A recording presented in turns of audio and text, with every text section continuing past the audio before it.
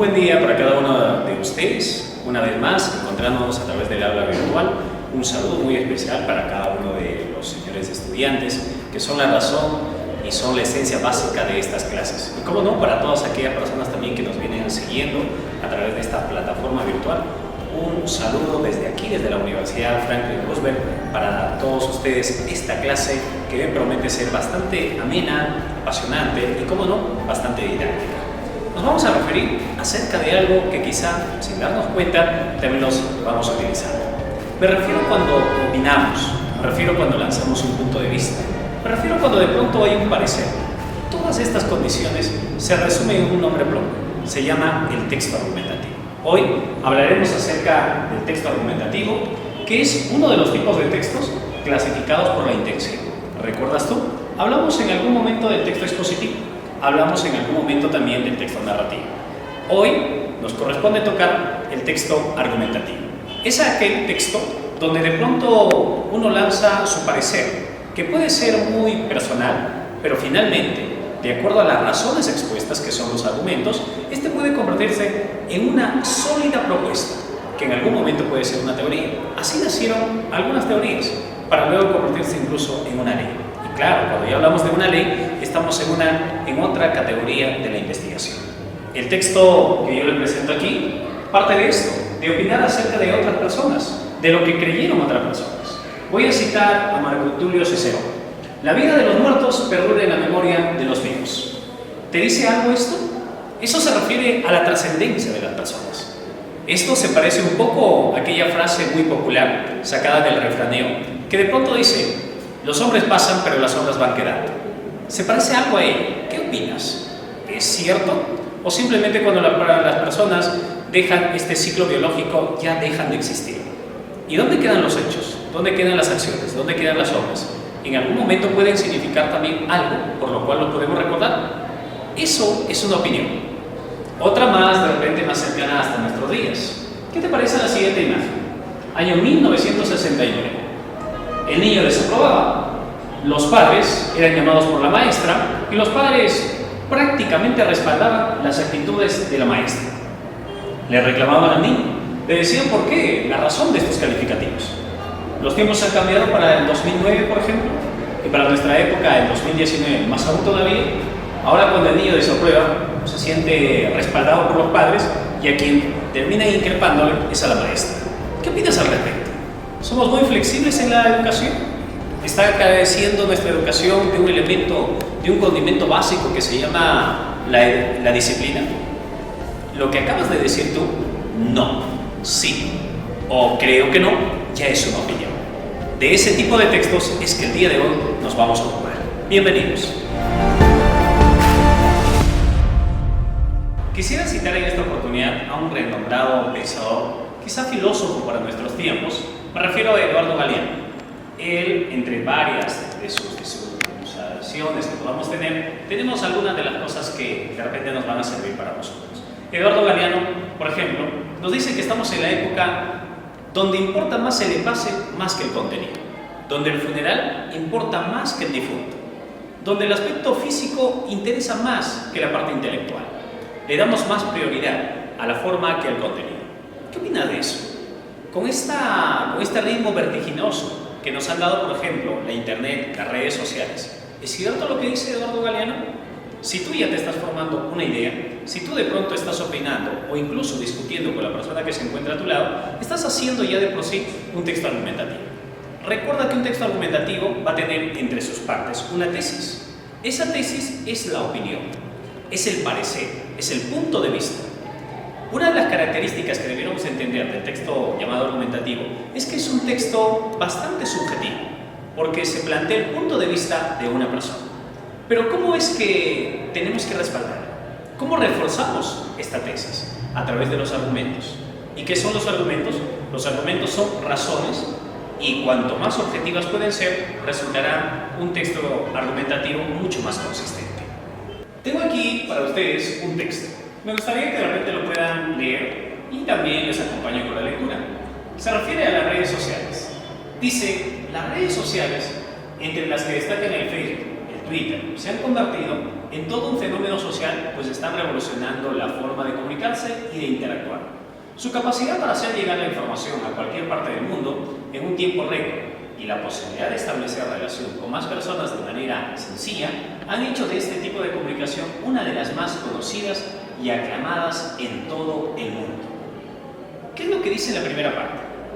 Que la comunicación ahora viaja a una mayor velocidad, puede llegar a mayores lugares, y todo esto gracias a las redes sociales. El Facebook es un ejemplo citado aquí. ¿Estás de acuerdo con ello? Hoy en día nos comunicamos algo mejor y de manera mucho más rápida. Tú recordarás que la forma más rápida que hace unos años atrás se tenía era el telegrama. La carta podía llegar en una semana. El telegrama, dependiendo del lugar y haciendo el máximo esfuerzo, podía estar en un día o en un par de días. Entonces la persona tenía que tomarse unos 24 horas aproximadamente para enterarse de una noticia sumamente urgente. Ese era el telegrama. Pero hoy en día nos comunicamos prácticamente en un tiempo real. Una persona que puede estar en otra parte del mundo o puede estar en el extremo del mundo se va a enterar de lo que pasa aquí y nosotros la podemos informar por lo que marcamos el número y ya estamos comunicándonos con esa persona. Lo que en algún momento era ciencia ficción en algunos programas, como Star Trek, por ejemplo, en el que podíamos ver a las personas con las cuales estamos hablando, podíamos ver sus imágenes, lo que nos parecía un poco imposible de creer, hoy ya es una realidad. Todo esto, ¿quién lo hace? Lo hace las redes sociales. Eso, por cierto, nos dice en la primera parte. Pero todo lo que aquí dice es necesario también reforzar. En el primer párrafo, por ejemplo, menciona: tengo que deciros que soy usuario de Facebook desde hace años y me parece una extraordinaria herramienta. ¿Concuerda con lo dicho en la tesis? Claro que sí. Es porque es un argumento. Mira qué conector, por ejemplo, tenemos aquí. Todas ellas permiten compartir información con millones de personas de forma muy sencilla. Este conector que aparece, él también, es un conector de añadidura. Es un conector que va a sumar información. Si el primer argumento dice, claro, yo utilizo el Facebook y obviamente me da una gran cantidad de posibilidades. Cuando yo leo después de también, obviamente que se va a sumar a lo que ya está argumentando. ¿Qué dice aquí, por ejemplo? También permiten acudir a acontecimientos y participar en actos y conferencias. En mi caso es una herramienta muy útil porque me sirve para mantenerme en contacto con amigos y familiares. Ahí tiene. Observa lo que dice en la última parte del texto. En definitiva, que es un conector de conclusión, donde obviamente se va a intentar hacer un resumen del texto, dice: yo creo que las redes sociales son un magnífico instrumento para comunicarse e intercambiar opiniones e imágenes con personas cercanas, socializarse y hacer llegar la información. ¿Te diste cuenta? Empezó con una postura, que es una tesis, y ha ido argumentando. ¿Te has dado cuenta de otra característica del texto argumentativo? Es que va a redactar en la primera persona. Recomendamos nosotros que se pueda redactar en la primera persona pero del plural, es decir, utilizando el pronombre nosotros. Este es un texto argumentativo. Sirve para que nosotros podamos captar las opiniones de diversas personalidades. Cuando, por ejemplo, opinamos acerca de temas controversiales, ya sea la tauromaquia, o conocido por ustedes como las corridas de toros, la legalización del matrimonio homosexual, si es permitido robar en caso de hambre, o si se podría legalizar el aborto, son temas que despiertan distintas pasiones. Son temas que de pronto incitan a que uno tenga diferente parecer. Ese es un texto llamado del tipo argumentativo. Avancemos un poco más. ¿Qué es lo que nosotros vamos a ver como elementos y como partes en la argumentación? Pero antes de eso, veamos dónde necesitamos argumentar, dónde necesitamos reforzar. Por ejemplo, se argumenta en una entrevista de trabajo. ¿Por qué crees tú que serías la persona idónea, la más calificada, para ocupar ese puesto laboral? Obviamente tendrás tus razones. Tendrás que decir que has hecho un MBA, has hecho una maestría, has hecho un doctorado y obviamente tu experiencia te respalda. Todo ello es un conjunto de argumentos para tú quedarte en ese puesto laboral. ¿Dónde más también podemos nosotros argumentar? Pues esto lo saben los abogados, sobre todo penalistas. En un juicio, el fiscal, que es la parte que representa al Ministerio Público, que es la defensora de los intereses del pueblo, de pronto tendrá una cantidad de argumentos que incriminan a una persona X. Pero esa persona X en el ejercicio de su legítima defensa, obviamente va a contratar a un abogado. Y este abogado tendrá un conjunto de argumentos para demostrar la inocencia, reducirle la pena o en lo posible absolverle de lo que se acusa. Ahí también entra a tallar los textos argumentativos. Empecemos aquí. En una conversación también, por ejemplo, de manera espontánea. ¿Te has dado cuenta cómo las personas, no solamente las de avanzada edad, sino también los jóvenes, cómo les apasiona hablar de fútbol? Y cada uno de ellos tiene su equipo popular, su equipo que despierta más interés en ellos. Universitario para algunos, y dirán que es el mejor equipo porque de pronto es el que ganó mayor cantidad de títulos. Algunos dirán que no, es el Alianza Lima. ¿Pero por qué la Alianza Lima? Porque es el equipo con mayor tradición, mayor cantidad de hinchas e incluso es el equipo con mayor antigüedad. Otros dirán, no, definitivamente ¿quién es el mejor equipo? Es el Sporting Cristal, porque ha logrado mayor cantidad de torneos internacionales. Pero no faltará por ahí alguien que venga de la ciudad imperial del Cusco y dirá, el Cienciano sí, es un digno representante porque logró una sudamericana, una recopa sudamericana. Cada uno tiene sus propias razones, sus argumentos. ¿De qué más solemos conversar en la cotidianidad de nuestros días? Hablamos, por ejemplo, también de lo que vendría a ser la política. ¿Fue favorable, fue conveniente o no disolver el Congreso? ¿Fue un acto democrático respaldado por la Constitución? ¿O fue un acto dictatorial, la disolución? Cada uno cuando tiene una posición, estamos frente a esto, el texto argumentativo. Y también, cómo no, en los afiches publicitarios. En los afiches publicitarios, en todo lo que nos da el merchandise, obviamente nosotros tratamos de asentar un producto. Un determinado producto necesitamos que se posicione dentro del mercado. Ese producto vamos a darle una cantidad de argumentos para que sea más aceptado. Hoy en día que está de moda los famosos octógonos, por ejemplo, alguien dirá, mi producto no tiene octógonos o tiene menor cantidad de octógonos. Todos ellos, de alguna u otra forma, servirán para reforzar o respaldar lo que nosotros intentamos decir. Continuemos. ¿Qué pasa, por ejemplo, con la estructura del texto argumentativo? Recordarás de que los textos llamados narrativos y los textos expositivos también tenían su propia estructura, es decir, un conjunto de componentes que lo caracterizaban. Un texto argumentativo también los tiene. Hace unos minutos adelante mencionaba de que las partes que tiene son una tesis y los argumentos. La tesis, que es la opinión, y los argumentos son el conjunto de razones, motivos por el cual se dice una determinada idea. Pero vamos a conocer un poco más, vamos a profundidad. Tenemos la tesis. La tesis es la opinión sostenida y difundida por alguien y que se debe defender. Puede ser por alguien, pueden ser por varias personas. Esa manera de pensar. Hablar de la evolución del hombre despierta obviamente diversos intereses y también tiene diversas opiniones. Si nosotros preguntáramos a una persona de una postura idealista, pues nos dirá que el hombre viene por un proceso de creación, mientras que el materialista, dialéctico quizá, nos dirá que viene por un proceso de evolución. Eso, lo que acabamos de decir, eso es la tesis. El argumento se puede clasificar o se puede dividir en las siguientes partes: en las bases, las garantías y los respaldos. Observen las bases. Argumento a favor que se entrega a favor de la tesis. Es decir, mediante las bases vamos a dar argumentos que puedan reforzar lo que ya hemos dicho en la tesis. ¿Qué es una garantía?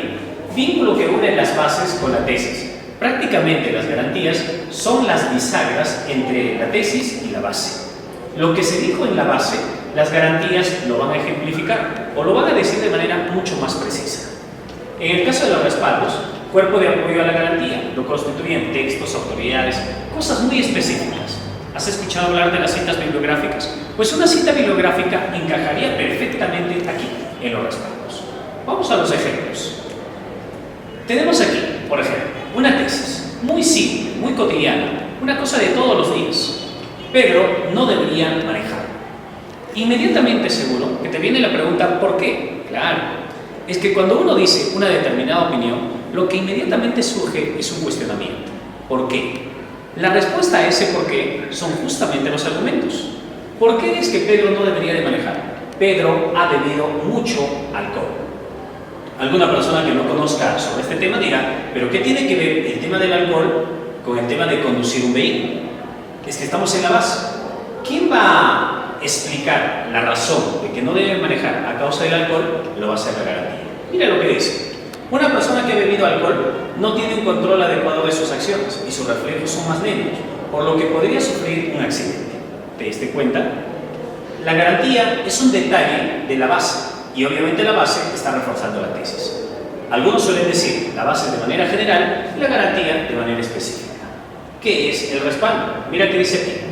Estudios médicos sobre los efectos del alcohol y estadísticas que indiquen que el exceso de alcohol en conductores es la principal causa de muerte. Aquí apelamos a las estadísticas, aquí apelamos a la opinión de expertos, de conocedores. Ellos, sus opiniones, mucho más técnicas, van a estar en esta parte que se llama el respaldo. Entonces, nosotros debemos entender, vamos prácticamente argumentando de lo general hasta lo particular. Hemos hablado de una tesis y hemos llegado hasta los respaldos. ¿Un ejemplo más, te parece? Claro que sí. Dice, Julia no debería beber alcohol. De repente poco interesa quién es Julia, pero nos dicen que no debería de beber alcohol. Inmediatamente viene el cuestionamiento. ¿Por qué? Porque Julia está embarazada. Wow. ¿Cuál es la relación entre embarazo y el hecho de beber alcohol? Estamos en la base.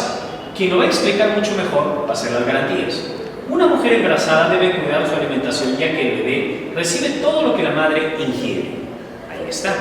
Te estoy explicando de manera más específica. Y aquí vamos a apelar a la opinión de expertos, de conocedores.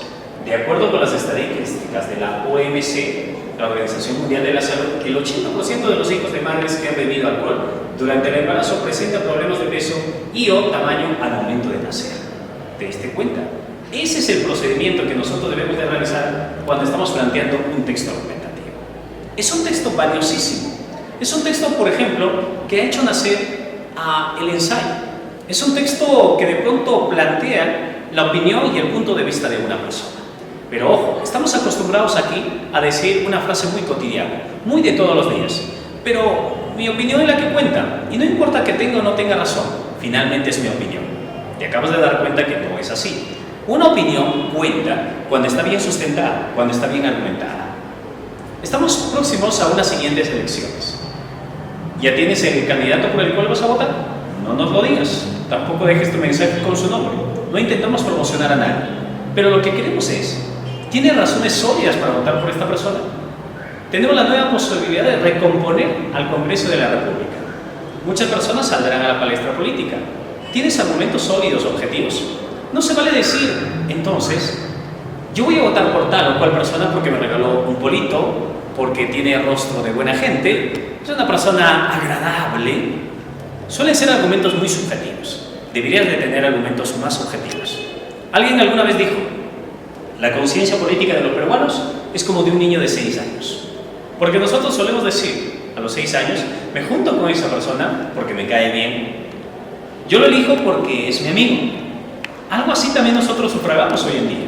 Decimos, bueno, me regaló tal cosa, me saludó cuando pasó por ahí, que son argumentos propios de un niño de 6 años. No tengamos argumentos de ese tipo, debemos de tener argumentos mucho más sólidos. Y justamente hablemos acerca de eso, de la flaqueza de los argumentos. Cuando nosotros hablamos de esa flaqueza de los argumentos, es que estamos cayendo en algo que nosotros llamamos la falacia. Las falacias son argumentos equivocados. Por lo general se apela a la parte subjetiva, pero por ser muy subjetivos, obviamente no le van a dar el respaldo sólido que requiere un texto argumentativo. ¿Dónde surgieron las falacias? Pues surgieron en la antigua Grecia. En Grecia utilizaban una serie de sofistas estas falacias para confundir, para engañar. Claro que tienen bastante apego, claro que calan profundamente en las personas, por supuesto que sí, pero no es sólidas en el aspecto académico. Nosotros estamos en una universidad y por lo tanto debemos evitar en lo posible utilizar las falacias. ¿Qué son las falacias? Tenemos algunas definiciones que podemos utilizar.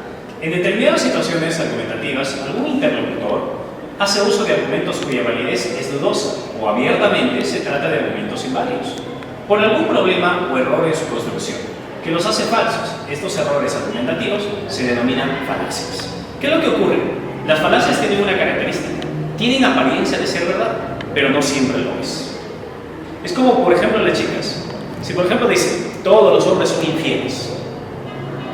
Entonces, conocen a una persona de nombre Carlos, un varón, y dice, si todos los hombres son infieles, Carlos es un varón, entonces Carlos es infiel. Esa es una falacia. Es un error dentro de la conclusión. Vuelvo a repetir, las falacias muchas veces nacen de dos argumentos reales, pero que la conclusión es falaz, es equivocada. Sigamos leyendo. Este tipo de errores pueden provocarse de manera involuntaria, básicamente cuando quien los enuncia no maneja de buena manera los criterios argumentativos, como también puede ser cometido de manera consciente por aquel sujeto que, siendo hábil argumentador, más que debatir por la lógica y la verdad, le interesa solamente imponer su punto de vista. Hay algunos que pueden cometer errores en la argumentación de manera inconsciente, no se dieron cuenta, pero hay algunos que sí, conscientemente. ¿Te has dado cuenta, ya que nos ensalzamos en este tema de la política? Hay algunos que justamente para la época de elecciones suelen saludar más, suelen pasar la voz a cualquiera, incluso hasta viste más sencillamente. ¿Son argumentos sólidos? Pues no, son argumentos que están en algún momento utilizando las falacias. Eso es lo que no se debería de ser y nosotros tendríamos que estar preparados para darnos cuenta de ello. ¿Cuáles son las principales falacias que nosotros podemos detectar? Una de ellas, la falacia ad hominem. Es cuando no se juzga la idea, es cuando no se juzga la manera de pensar, es cuando se juzga a la persona. Vamos a imaginar una determinada situación. Primer día de clases, eres cachimbo y dejaste atrás lo que pasaste en colegio, en la cual tuviste una relación sentimental con una persona, una chica, y dices, pues de aquí a un tiempo ya no lo voy a volver a ver. Y efectivamente, eso está sucediendo. Pero, oh sorpresa, el primer día de clase, en tu salón, justo en el mismo aula, en la misma carrera profesional, está esa chica. ¡Wow! Es prácticamente una guerra fría, no se habla. Llevas un curso, que de repente puede ser ética, y a cada uno de ustedes les dejaron para que puedan exponer sobre lo que investigan sobre un determinado valor. A ti te tocó el valor del respeto. Haces una brillante exposición, pero al fondo, en la parte posterior, ves que tu ex enamorada está haciendo algunos gestos de desaprobación. No está de acuerdo con lo que tú dices, muy a pesar de que has citado a reconocidos autores. Te has esforzado en hacer una brillante exposición. Cuando tú le preguntas, te dice, ¿tiene algo que preguntar? Y ella te dice, tú eres la persona menos indicada para hablar de respeto. No valoraste nuestros sentimientos, me dejaste mal con aquella ruptura sentimental. Y ella te dice, tú no deberías de hablar al respecto. ¿Es en verdad un buen argumento? Pues no. Estamos combatiendo este tipo de falacia. Se llama el ad hominem. Es juzgar a la persona. Eso es lo que muy a menudo solemos hacer. Hay algunas personas que, por ejemplo, dicen, no sé qué es lo que sucede, pero siento que esa persona me cae mal. Muy bien, si dices te cae mal, todo lo que vaya a decir esa persona nunca la vas a probar. Siempre te va a parecer mal. Pero también suceden las cosas al inverso. De pronto dices, siento que esa persona es empática, es tolerante, practica muchas actividades, te cae muy bien. Todo lo que diga esa persona, tú la vas a sentir, tú la vas a aceptar. Eso simplemente es una falacia de tipo ad hominem. Y sigamos avanzando. Tenemos la falacia llamada ad misericordiam, o la falacia apelando a la misericordia. Es cuando se intenta convencer a alguien, pero suplicando, rogando. ¿Tú te imaginas por ahí a Albert Einstein en algún momento intentando convencernos sobre su teoría de la relatividad a costa de súplicas? Porque sería terrible. Isaac Newton diciéndonos de que hay una fuerza llamada de la gravedad, que es la que empuja los cuerpos hacia la Tierra para que estos puedan sostenerse. Y tratando de decir, bueno, se los digo y créame, se lo juro, es cierto lo que les estoy diciendo. Cuando una persona suplica, llora, recurre a la piedad, está cometiendo la falacia ad misericordia. Por ejemplo, aquí, por favor, profesor, no me ponga un rojo o no me desapruebe. Si me saco mala nota, me van a quitar la mesada, o sea, es decir, el refrigerio, la propina, y no me van a dejar ir a la fiesta de mi olor, de mi amigo. Pues mira, ¿cómo es que uno puede intentar convencer, no ser desaprobado, por argumentos misericordiosos? Cuando tú intentas convencer a tu papá para salir a una fiesta, por favor, papá, te lo suplico, no atentes contra mi desarrollo de mi personalidad, vas a generar una cantidad de problemas emocionales. Yo no quiero padecer en el futuro de traumas. Esos son argumentos de tipo falaz, porque están apelando a la misericordia. ¿Qué más tenemos dentro de las falacias? Tenemos algo mucho más fuerte, consistente, al revés de lo que dijimos en la primera predeterminación. Se llaman los argumentos ad baculum. Por cierto, la palabra báculo viene de bastón. El báculo es un bastón, es un palo. Entonces, aquí se intenta convencer a la fuerza. Prácticamente se impone la idea. ¿Alguna vez escuchaste a una persona que dice, basta, aquí se cree y aquí se hace como yo lo digo? Si es así, estás frente a una falacia de tipo ad baculum. Se impone la fuerza. Por ejemplo, aquí dice, consecuentemente, hay suficientes pruebas de la verdad de la Biblia. Aquellos que se rehúsen a aceptar la verdad arderán en el infierno. Entonces se impone a través del miedo. La persona dice, no, pues yo no quiero quemarme en el fuego eterno del infierno, por lo tanto tengo que seguir los preceptos dichos por la Biblia. Ojo aquí, tampoco no estamos en contra de aquello que dice la Biblia, que me parece particularmente un documento sumamente interesante para seguir nuestra vida y orientarla de mejor manera. Pero cuando utilizan este tipo de documentos y de pronto dicen, si no hacen caso, si no das ese diezmo, pues obviamente vas a arder en el fuego eterno del infierno. Eso ya es intimidar. Obviamente se está utilizando el argumento ad baculum. El ad populum, claro que sí, tiene razón. Populum viene de popular, lo que dice la mayoría de la gente. ¿Se te viene a la mente un determinado producto, una determinada marca de leche? ¿Por qué está grabada en ti? ¿Por qué es la que recuerdas más? Es la que de repente tiene mayor cantidad de publicidad. Es la que la gente habla mucho más.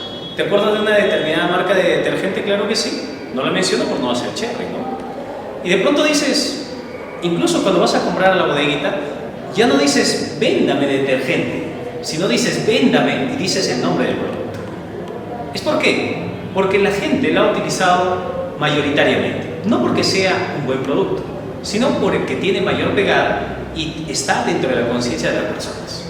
Cuando nosotros elegimos siguiendo los preceptos de todas las personas, de la mayoría de las personas, estamos haciendo esto que se llama el ad populum, lo que dice la mayoría. Si te transportas imaginariamente hacia el pasado y dices, me recuerdo cuando había alguien en tu salón y de pronto decía, ¿será pues lo que la mayoría dice? Estoy de acuerdo con lo que los demás dicen. Yo me sumo a lo que los demás dicen. Eso es una falacia del tipo ad populum. Si lo dice la mayoría, entonces debe ser cierto. Y así debe de ser. Falacia. Estimados estudiantes, es un conjunto de falacias, errores en la argumentación que no se debieran de utilizar. Aprendamos a utilizar y dar nuestras opiniones de la manera más coherente. ¿Y cuándo es que se da una opinión de manera más coherente? Cuando tiene los argumentos más sólidos. ¿Y cuándo son los argumentos más sólidos? Cuando son objetivos, cuando son razones fundamentadas y contrastables con la realidad. Nosotros estamos saliendo de una convulsión social. No sabemos lo que nos ha de avisorar más adelante, pero creo, teniendo mejores opiniones, vamos a tener un mejor país. Y claro, las mejores opiniones, ¿cómo van creciendo? ¿Cómo se van tejiendo? Se van creciendo a partir de la lectura, a partir del conocimiento, a partir de compartir con las personas. ¿Recuerdas tú esa frase que dice, anda con lobos y aprenderás a aullar? Pues claro que sí, las juntas, las buenas o malas juntas, finalmente también condicionan parte de nuestro carácter. Atrévete a leer más. Recuerda lo que dijo Cervantes Saavedra, quien camina mucho, quien anda mucho y lee mucho, sabe mucho. Hasta la próxima oportunidad. Muchas gracias.